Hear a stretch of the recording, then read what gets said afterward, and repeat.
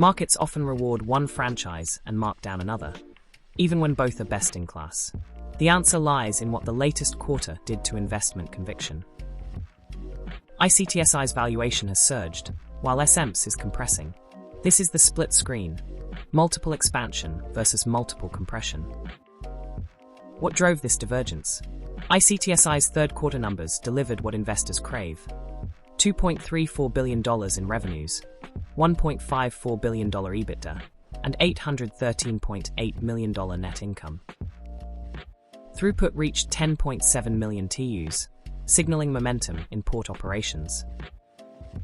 Volume growth, operating leverage, and robust cash generation command multiple expansion. ICTSI generated $1.28 billion in operating cash flow, while fully repaying short-term loans.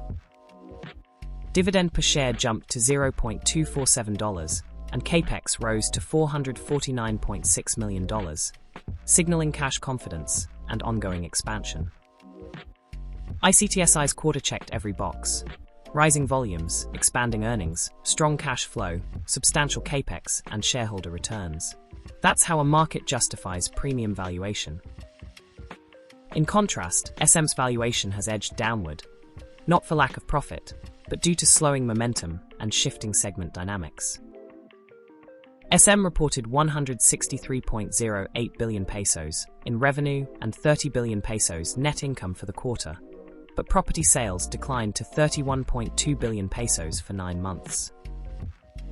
Cash and equivalents dropped to 85.78 billion. Operating cash flow was flat, and investment spending remained heavy at 57.9 billion pesos. Debt increased moderately. SM's capital returns were meaningful: dividends and a 60 billion pesos buyback program.